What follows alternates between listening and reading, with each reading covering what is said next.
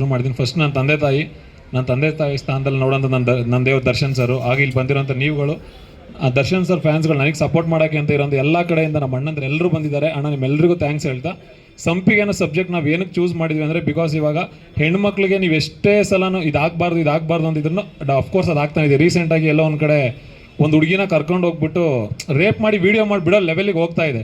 Because ಸಂಪಿಗೆ ಅನ್ನೋದು ಹೂವು ಅಂದರೆ ಅದೊಂದು ಹೆಣ್ಣು.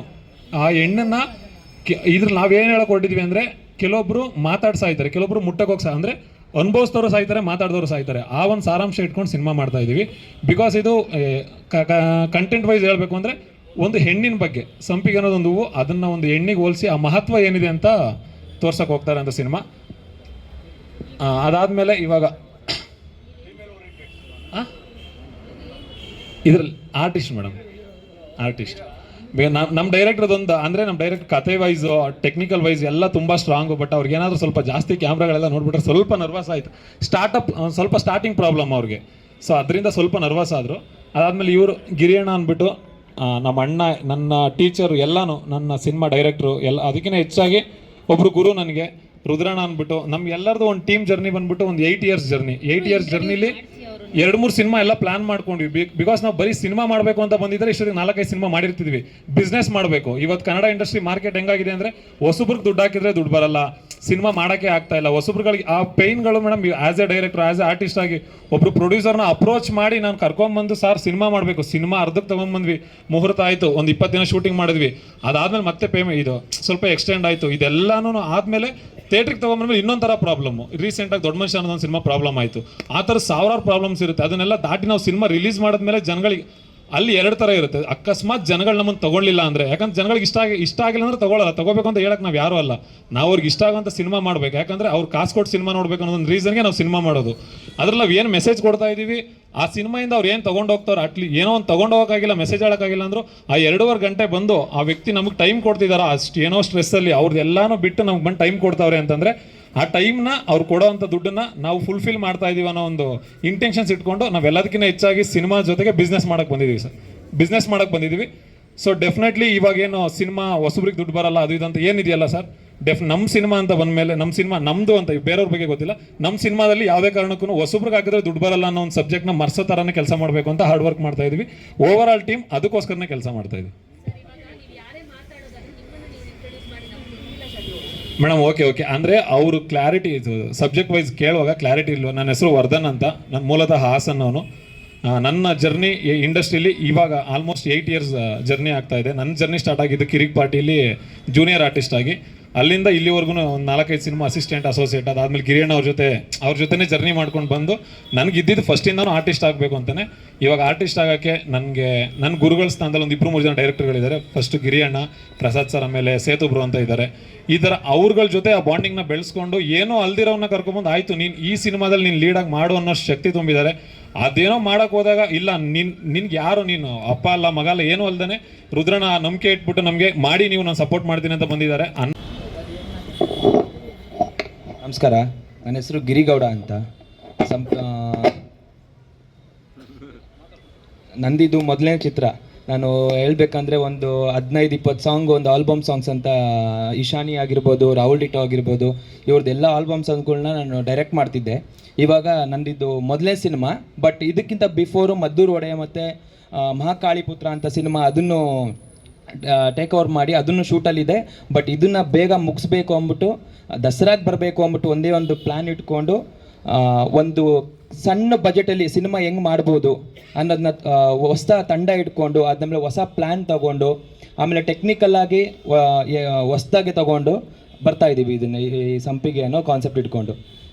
ಸಂಪಿಗೆ ಅನ್ನೋದು ಬಂಧನದಲ್ಲಿರೋ ಒಂದು ಸಂಪಿಗೆ, ಅದನ್ನು ಬಿಡುಗಡೆ ಕೊಡೋ ಒಬ್ಬ ವಿಷ್ಣು. ಇದು ವಿಷ್ಣು ಮೆಚ್ಚಿದ ಸಂಪಿಗೆ ಅನ್ನೋದು ಕಾನ್ಸೆಪ್ಟ್.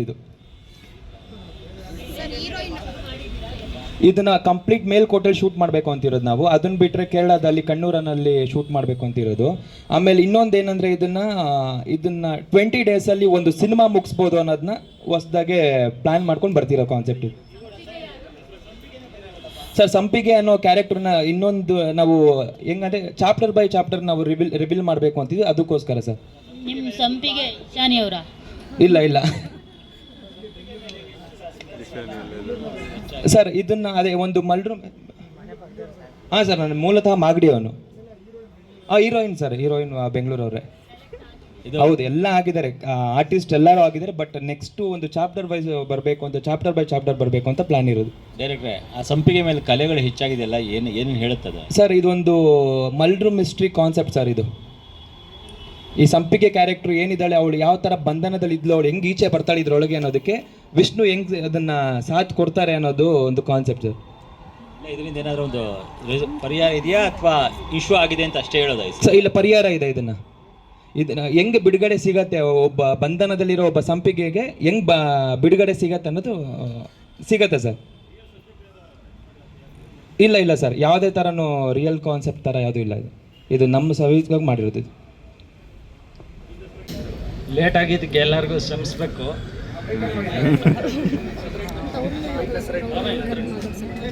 ಮೀಡಿಯಾದವರೆಲ್ಲ ಶ್ರಮಿಸ್ಬೇಕು ಅಂತ ಕೇಳ್ತಾರೆ. ಅವರು ಕರೆಕ್ಟಾಗಿ ಬಂದಿದ್ಯಾ? ಬಿಡಿ, ಮೈಕ್ ಕರೆಕ್ಟಾಗಿ ಇಟ್ಕೊಳ್ಳಿ ಸರ್. ಅವ್ರು ಹೆಂಗೆ ಹೇಳ್ತಾರೋ ಹಂಗೆ ನಮ್ಮದು ರೆಡಿ ಇದೆ. ಏನು ಹಾಕ್ಕೊಂಡಿದ್ರಿ ಪ್ರೊಡ್ಯೂಸರ್ ಬಜೆಟ್?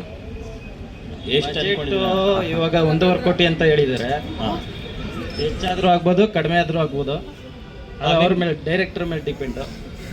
ತಾವೇನು ಬಿಸ್ನೆಸ್ ಮಾಡೋದು? ನಮ್ಮದು ಸ್ವಂತ ಬ್ರೆಡ್ ಫ್ಯಾಕ್ಟ್ರಿ ಇದೆ. Bread factory. ಸರ್, ಸಿನಿಮಾ ಮಾಡಕ್ಕೆ ಯಾರು ಕರೆದಿದ್ದು ಈ ಸಿನಿಮಾ ಮಾಡೋದಕ್ಕೆ? ನಾವು 10 ವರ್ಷದಿಂದ ಪ್ಲಾನ್ ಮಾಡ್ತಾ ಇದೀವಿ ಮೇಡಮ್. ಫಸ್ಟ್ ಸಿನಿಮಾಗೆ ಇವ್ರು ಡೈರೆಕ್ಟರ್ ಆಗಿದ್ರು. ಯಾವ ಸಿನಿಮಾ ಮಾಡಿದ್ದೀರಾ? ಸಿನಿಮಾ ಮಾಡಿಲ್ಲ, ಇನ್ನ ಪ್ಲಾನ್ ಮಾಡ್ತಾ 10 ವರ್ಷದಿಂದ ನಾವು ಇದೇ ಫೀಲ್ಡಲ್ಲಿ ಇದೀವಿ. ಅಲ್ಲಪ್ಪ, 10 ವರ್ಷದಿಂದನೂ ಪ್ಲಾನ್ ಮಾಡ್ತಾ ಇದ್ದೀರಾ? ಇಲ್ಲ 10 ವರ್ಷದಿಂದ ಪ್ಲಾನ್ ಮಾಡ್ತಾ ಇದೀವಿ. ಇವ್ರದ್ದೊಂದು ಸ್ಕ್ರಿಪ್ಟ್ ಇದೆ. ನನ್ನ ತಮ್ಮ ಇವನೇ ಹೀರೋ ಆಗಿ ಮಾಡ್ಬೇಕಾಯ್ತು ಫಸ್ಟ್ ಸಿನಿಮಾಗೆ. ಇವಾಗ ಈ ಸಿನಿಮಾ ಟೇಕ್ ಓವರ್ ಮಾಡ್ತಾ ಇದೀವಿ. ಸ್ಕ್ರಿಪ್ಟ್ ಓಕೆ ಆಗಿಲ್ಲ ಅಂದ್ರೆ ಯಾವ ಸಿನಿಮಾನು ನಾನು ಓಕೆ ಮಾಡೋದು ಇಲ್ಲ. ಈ ಸ್ಕ್ರಿಪ್ಟ್ ಓಕೆ ಆಗಿರೋದಕ್ಕೇನೆ ಮೂವ್ ಮಾಡ್ತಾ ಇದೀವಿ. ಅಲ್ಲಿ ಈಗ 10 ವರ್ಷದಿಂದ ಪ್ಲಾನ್ ಮಾಡ್ಕೊಂಡು ನೀವು ಹೀರೋ ಆಗ್ಬೇಕು ಅನ್ಸಿಲ್ವೇನ್ರಿ? ಇಲ್ಲ ಸರ್, ಹೀರೋ ಆಗ್ಬೇಕು ಅಂತ ಹಂಗಿಲ್ಲ. ಮತ್ತೆ ಪ್ರೊಡ್ಯೂಸರ್ ಆಗಿರ್ಬೇಕು ಅಂತ ಅನ್ಕೊಂಡಿದ್ದೀವಿ. ಬ್ರೆಡ್ ಫ್ಯಾಕ್ಟ್ರಿ ಒಂದೇ ಇರೋದಾ? ಒಂದೇ ಇರೋದು. ಚೆನ್ನಾಗಿದೆಯಾ ದುಡ್ಡೆಲ್ಲ ಅದರಿಂದ? ಅದರಲ್ಲೇ ಸಂಪಾದನೆ ಮಾಡಿ ಹಾಕ್ಬೇಕು ಅಂತ ಏನಿಲ್ಲ ಮೇಡಮ್. ಅಲ್ಲ, ಅದನ್ನೇ ಕೇಳಿದ್ದು, ಬ್ರೆಡ್ ಫ್ಯಾಕ್ಟ್ರಿ ಒಂದೇನಾ ಸಿನಿಮಾಗೋಸ್ಕರ ಅಂತ? ಇಲ್ಲ, ಬೇರೆ ಬಿಸ್ನೆಸ್ಗಳು ಇದೆ ಸದ್ಯಕ್ಕೆ, ಅದನ್ನು ಹೇಳ್ತೇವೆ. ಮೇಜರ್ ಅದು ಬ್ರೆಡ್ ಅಂಡ್ ಬಟರ್. ಹೇಳಿ ಸರ್, ಇವಾಗ ಅಗ್ಲಿಪುರದಲ್ಲಿ ಜಮೀನ್ದಾರರು ಮೇಡಮ್, ಅವ್ರಿಗೆ ಇದೇ ಬ್ರೆಡ್ ಫ್ಯಾಕ್ಟ್ರಿನೇ ಬೇಕಾಗಿಲ್ಲ. ಒಂದು ಜಮೀನು ಮಾರೋದು ಆಯ್ತು ಬಿಡಿ. ಪರವಾಗಿಲ್ಲ ಮೇಡಮ್, ಅದು ಮಾಡ್ದೇವ್ರು ನಾವು ಬದುಕೋದಿಲ್ಲ. ಟ್ರಿಗರ್ ಮಾಡ್ತೀವಿ ಸುಮ್ಮನೆ. ಗೊತ್ತಿದೆ ಮೇಡಮ್, ಗೊತ್ತಿರೋದಕ್ಕೇನೆ 10 ವರ್ಷದಿಂದ ಯಾವುದೋ ಇನ್ನ ಟೇಕ್ ಓವರ್ ಮಾಡಿದಿರಾ, ಈ ಸಿನಿಮಾ ಟೇಕ್ ಓವರ್ ಮಾಡ್ತಾ ಇರೋದು. ತಿಳ್ಕೊತಾ ಇದ್ದೀವಿ. ತಿಳ್ಕೊಂಡು ಇವಾಗ ಮೊದಲನೇ ಹೆಜ್ಜೆ ಇದು ನಿಮ್ಗಳ ಮುಖಾಂತರ ತಲುಪಿಸ್ತಾ ಇದೀವಿ ಜನಕ್ಕೆ. ಸಿನಿಮಾ ಟೇಕ್ ಓವರ್ ಪ್ಲಾನ್ ಮಾಡ್ತಿದ್ದೀರಲ್ಲ, ಕನ್ನಡಕ್ಕೆ ಮಾತ್ರ ಸೀಮಿತನಾ ಅಥವಾ ಏನಾದರೂ ಬೇರೆ ಲ್ಯಾಂಗ್ವೇಜಸ್ ಅಲ್ಲಿ ಬರುವಂತಹ ಸಾಧ್ಯತೆ ಇದೆ? ಸಿನಿಮಾ ಹೆಂಗ್ ಮೂವ್ ಆಗುತ್ತೆ ನೋಡ್ಕೊಂಡು ಮಾಡ್ತೀವಿ. ಪ್ರೊಡ್ಯೂಸರ್ನ ನಾವು ಉಳ್ಸೋಕ್ಕಾಗಲ್ಲ ಸರ್. ಬಿಕಾಸ್ ನಾವೇನು ಮಾಡ್ತೀವಿ, ರಿಹರ್ಸಲ್ ಮಾಡಿಕೊಂಡು ಹೊಸ ಟೀಮ್ ಅವ್ರು ಏನಿದ್ದಾರೆ ಎಲ್ಲರೂ ಫಸ್ಟ್ 1.5 ಮಂತಿಂದ ರಿಹರ್ಸಲ್ ಸ್ಟಾರ್ಟ್ ಮಾಡಿ ಪ್ರಿಪ್ರೇಷನ್ ಆಗಿ ಶೂಟಿಂಗ್ ಸ್ಪಾಟ್ಗೆ ಹೋದಾಗ ಅಲ್ಲೇ ಉಳ್ಕೊಂಡು ಒಂದು ಶೆಡ್ಯೂಲ್ 20 ಡೇಸಲ್ಲಿ ಮುಗಿಸ್ಕೊಂಡು ಚಿಕ್ಕ ಪುಟ್ಟ ಪ್ಯಾಚಸ್ ವರ್ಕ್ ಇತ್ತು ಅಂದರೆ ಮತ್ತೊಂದು 5 ಡೇಸ್ ಅದನ್ನು ಮಾಡಲೇಬೇಕಾಗುತ್ತೆ. ಯಾಕಂದರೆ ವೆದರ್ ನಮ್ಮ ಕೈಲಿ ಇರಲ್ಲ. ನಿಮಗೆ ಗೊತ್ತು, ಇವಾಗ ಮಳೆ ಬಂದಿದ್ರೆ ನಾವು ವೀಡಿಯೋ ಇವಾಗ ಇಷ್ಟು ಚೆನ್ನಾಗಿ ಮಾಡೋಕ್ಕಾಗ್ತಿರ್ಲಿಲ್ಲ. ನಿಮಗೂ ತೊಂದರೆ ಆಗಿರೋದು, ನಮಗೂ ತೊಂದರೆ ಆಗಿರೋದು. ನೀವು ಅಷ್ಟು ದೂರದಿಂದ ಬಂದು ನಮ್ಗೆ ಇಷ್ಟು ಸಪೋರ್ಟ್ ಮಾಡೋಕ್ಕೆ ನಿಮ್ಗೆ ಆಗ್ತಿರ್ಲಿಲ್ಲ, ಯಾಕಂದ್ರೆ ಮಳೆ ಬಂದಿರೋದು. ಈ ಥರ ವೆದರಲ್ಲಿ ಅಥವಾ ಏನೋ ಚಿಕ್ಕ ಪುಟ್ಟ ಇಶ್ಯೂಸ್ ಆಯಿತು ಅಂದರೆ ಒಂದು 5 ಡೇಸ್ ಎಕ್ಸ್ಚೇಂಜ್ ಆಗುತ್ತೆ. ಅದಾದಮೇಲೆ 20 ಡೇಸ್ ಫುಲ್ ಟಾಕಿ ಪೋರ್ಷನ್ ಶೂಟ್ ಮಾಡಿ ಒಂದು ಸಾಂಗ್ ಮಾತ್ರ ಮತ್ತೆ ಒಂದು 4 ಡೇಸ್ ಪ್ಲಾನ್ ಮಾಡಿದ್ದೀವಿ. ಬಿಕಾಸ್ ಇದು ಏನಕ್ಕೆ ಇಷ್ಟು ಕಡಿಮೆ ಶೆಡ್ಯೂಲಲ್ಲಿ ಪ್ಲಾನ್ ಮಾಡಿರೋದು ಅಂದರೆ, ನಾವು ಪ್ರೊಡ್ಯೂಸರ್ ವೈಸು ಯೋಚನೆ ಮಾಡಬೇಕು, ಮತ್ತು ಆರ್ಟಿಸ್ಟ್ಗಳು ಮತ್ತು ಬೇರೆ ಆರ್ಟಿಸ್ಟ್ಗಳ ಡೇಟ್ಸ್ಗಳೆಲ್ಲ ತೊಗೊಂಡಿರ್ತೀವಲ್ಲ, ಅವ್ರದ್ದು ಒಂದಿನ ಎಕ್ಸ್ಟೆಂಡ್ ಆಯಿತು ಅಂದರೆ ಅವ್ರಿಗೆ ಪೇಮೆಂಟ್ ಎಲ್ಲ ಕೊಡಬೇಕಾಗುತ್ತೆ. ಬಿಕಾಸ್ ಇದನ್ನೆಲ್ಲ ಯೋಚನೆ ಮಾಡಿ ಒಂದು ಶೆಡ್ಯೂಲ್ ಇಷ್ಟಲ್ಲಿ ಮುಗಿಸ್ಬೋದು. ಇದಕ್ಕೆ ಏನೇನು ಪ್ರಿಪ್ರೇಷನ್ ಮಾಡಬೇಕು ಅಂತ ನೆಕ್ಸ್ಟ್ ಎಲ್ಲ ಸಿನಿಮಾನು 20 ದಿನದಲ್ಲೇ ಮಾಡಿ ಅಂದರೆ ಮಾಡೋಕ್ಕಾಗಲ್ಲ. ಅದರದೇ ಆದ ಬಜೆಟ್ ಕೊಟ್ಟಾಗ, ಅದರದೇ ಆದ ಆರ್ಟಿಸ್ಟ್ಗಳು ಬಂದಾಗ ಅದೆಲ್ಲ ಸ್ವಲ್ಪ ಎಕ್ಸ್ಟೆಂಡ್ ಆಗ್ತಾ ಹೋಗುತ್ತೆ. ನಮ್ಮ ಫಸ್ಟ್ ಸ್ಟೆಪ್ಪಿಗೆ ಏನು ಬೇಕು ಅದು ಮಾಡಿದ್ದೀವಿ ಸರ್. ಜೊತೆಗೆ ಇವಾಗ sir shooting almost August end ಅಥವಾ ಸೆಪ್ಟೆಂಬರ್ ಫಸ್ಟ್ ವೀಕಲ್ಲಿ ಹೋಗ್ತೀವಿ.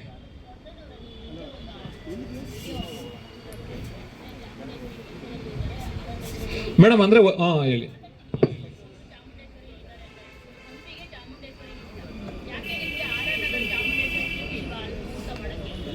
Madam, 1 second. ಇವಾಗ ನೀವು ಹೇಳಿದ್ರಲ್ವಾ, ನಾವು ನಿನ್ನೆ ಆ ವಿಚಾರಕ್ಕೆ ನಾನು ಏನು ಪೂಜೆ ಮಾಡ್ತೀನಲ್ಲ, ಡೆಫಿನೆಟ್ಲಿ ಇವಾಗ ನನಗೆ ಅವ್ರಂದರೆ ತುಂಬ ಇಷ್ಟ.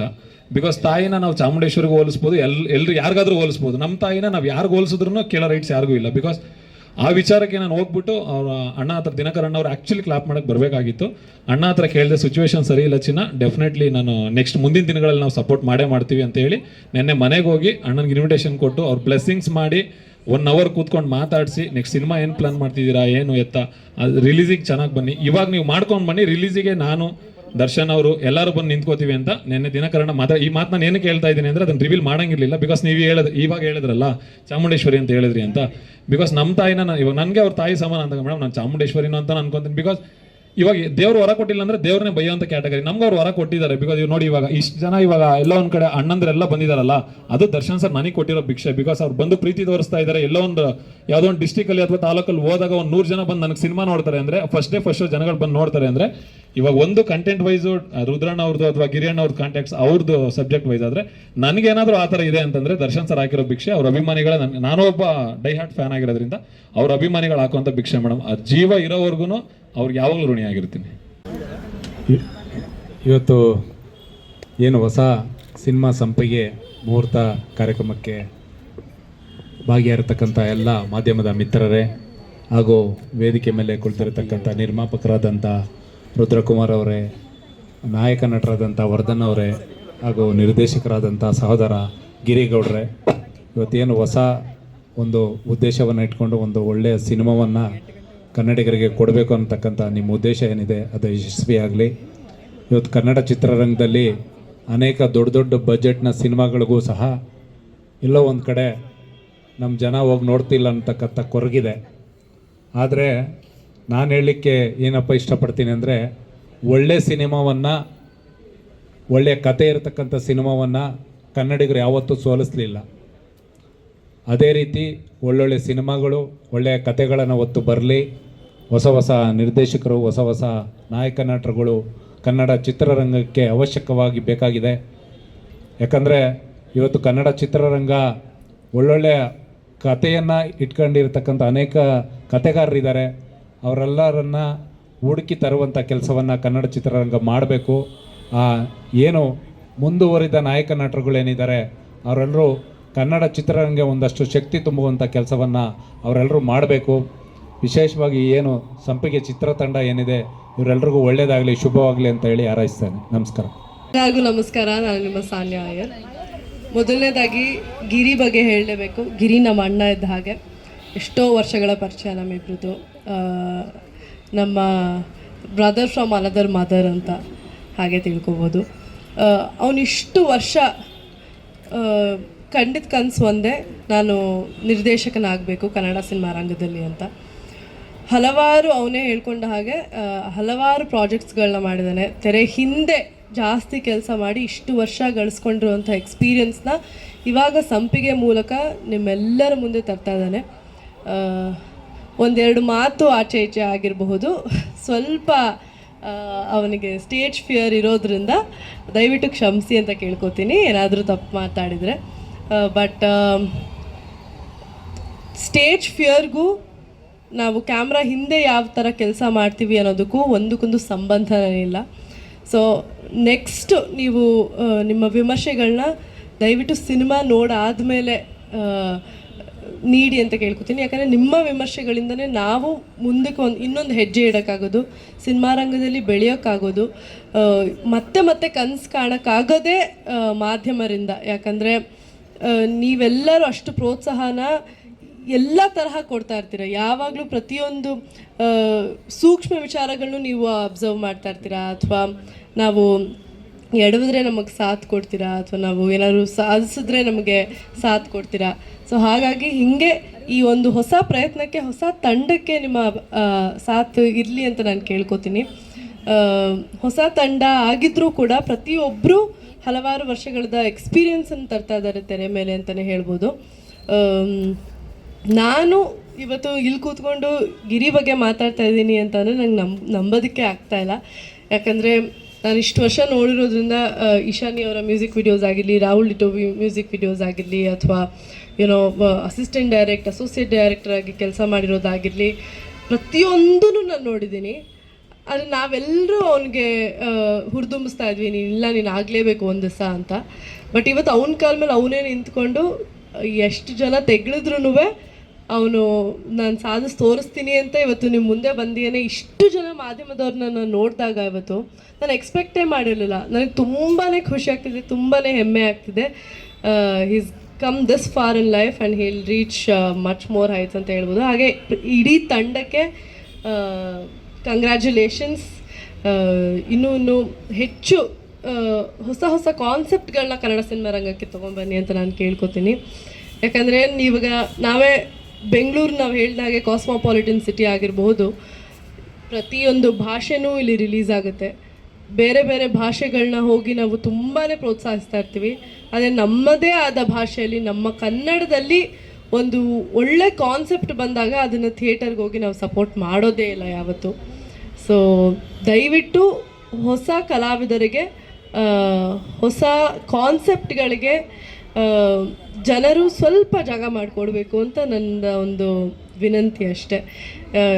ಯಾಕಂದರೆ ಈಗ ಬೇರೆ ಇಂಡಸ್ಟ್ರೀಲಿ ಎಷ್ಟು ಒಗ್ಗಟ್ಟಿದೆ, ಅವರು ಎಷ್ಟು ಮುಂದುವರಿತಾ ಇದ್ದಾರೆ. ಹೌದು, ನಾವು ಮುಂದುವರಿತಾ ಇದ್ದೀವಿ, ಸರಿ, ಕರೆಕ್ಟ್. ಆದರೆ ದೊಡ್ಡವರು ಸಿನಿಮಾ ಮಾಡಿದಾಗ ಮಾತ್ರ ಎಲ್ಲೋ ಒಂದು ಕಡೆ ರಾಷ್ಟ್ರ ಮಟ್ಟದಲ್ಲಿ ಅಥವಾ ವರ್ಲ್ಡ್ ವೈಡ್ ಹೆಸರು ಮಾಡ್ತೀವಿ. ಸಣ್ಣ ಮಟ್ಟದಲ್ಲಿ ಸಿನಿಮಾ ಮಾಡಿದಾಗ ಅದರಲ್ಲಿ ದೊಡ್ಡ ಆ್ಯಕ್ಟರ್ಸ್ ಇದ್ದರೆ ಹೆಸರು ಮಾಡ್ತವೆ. ಬಟ್ ಸ್ಮಾಲ್ ಬಜೆಟ್ ಇಟ್ಕೊಂಡು ನ್ಯೂ ಕಮರ್ಸ್ ಸಿನಿಮಾ ಮಾಡಿದಾಗ ನಾವು ಕ್ಯಾರೆ ಅನ್ನಲ್ಲ. ಸೊ ಈ ಸ್ವಭಾವನ ನಾವು ಸ್ವಲ್ಪ ನಮ್ಮಲ್ಲಿ ನಾವು ಬದಲಾಯಿಸ್ಕೊಂಡ್ರೆ ಎಲ್ಲೋ ಒಂದು ಕಡೆ ನಮ್ಮ ಕನ್ನಡ ಇಂಡಸ್ಟ್ರಿನೂ ಆಲ್ರೆಡಿ ವರ್ಲ್ಡ್ ವೈಡ್ ರೆಕಗ್ನಿಷನ್ ಸಿಕ್ಕಿದೆ. ಬಟ್ ಸಣ್ಣ ಸಿನಿಮಾಗಳಿಗೂ ಅಂಥ ದೊರಕಬೇಕಾಗಿರೋಂತಹ ರೆಕಗ್ನಿಷನ್ ಸಿಗುತ್ತೆ ಅಂತ ಒಂದು ಆಸೆ ಅಷ್ಟೆ. So thank you so much. ಎಲ್ರಿಗೂ ನಮಸ್ಕಾರ.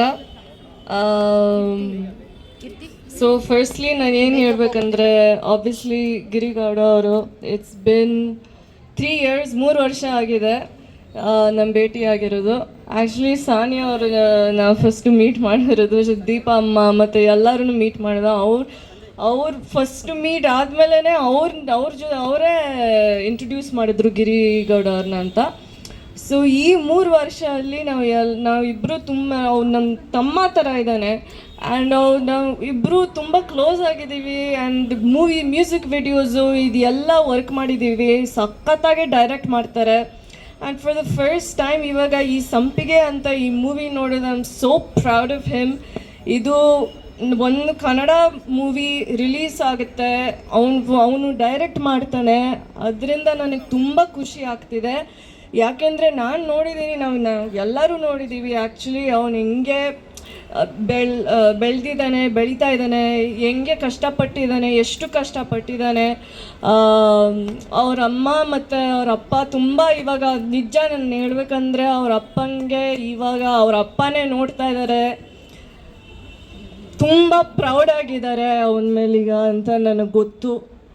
ಆ್ಯಂಡ್ ಅವ್ರ ಅಮ್ಮನೂ ಇಲ್ಲಿದ್ದಾರೆ. ಅವ್ರ ಅಮ್ಮ ಅಪ್ಪ ಸಪೋರ್ಟ್ ಇಲ್ಲಿರಲಿಲ್ಲ ಅಂದರೆ ಅವನಿಲ್ಲಿ ಇರ್ತಾ ಇರಲಿಲ್ಲ. ಆ್ಯಂಡ್ ದಯವಿಟ್ಟು ಈ ಮೂವಿಗೆ ಸಪೋರ್ಟ್ ಕೊಡಿ. ನನಗೆ ಗೊತ್ತು ನಾನು ಇನ್ನೂ ಕನ್ನಡನೂ ಕಲಿತಾ ಇದ್ದೀನಿ. ಪ್ಲೀಸ್ ದಯವಿಟ್ಟು ನನ್ನ ಕ್ಷಮಿಸಿ, ನಾನು ಏನಾದರೂ ಸರಿಯಾಗಿ ಮಾತಾಡಲಿಲ್ಲ ಅಂದರೆ. But I want to wish the entire team all the best. And Vardha ಅವರು ಆ್ಯಕ್ಟ್ ಮಾಡ್ತಿದ್ದಾರೆ. ಎಲ್ಲೇ ಅವನು ಇಲ್ಲಿದೆಯಾ? ಸೊ ಅವರು ಆ್ಯಕ್ಟ್ ಮಾಡ್ತಿದ್ದಾರೆ. ಇಲ್ಲ ಪರವಾಗಿಲ್ಲ. ಮತ್ತು ಪ್ರಜ್ವಲ್ ಅವರು ಮತ್ತು ಎಲ್ಲರೂ ಆ್ಯಕ್ಟ್ ಮಾಡ್ತಿದ್ದಾರೆ. ಸೊ ಕ್ಲೋಸ್ ಆಗಿದ್ದೀವಿ ಎಲ್ಲರೂ. So at the same time it's like a big team. And I just want to wish everybody all the best. And especially ನನ್ನ ತಮ್ಮ ಗಿರಿಗೌಡ, ನಿನಗೂ ಗೊತ್ತು ಹೆಂಗೆ ಎಷ್ಟು ಕಷ್ಟಪಟ್ಟಿದ್ದಾರೆ. And you know what, Guruji blessings, ಆಶೀರ್ವಾದ ಅವ್ರ ಮೇಲಿದೆ. ಆ್ಯಂಡ್ ದೇವ್ರದ್ದು ಎಲ್ರದ್ದು thank you so much. And ಅಷ್ಟೇ.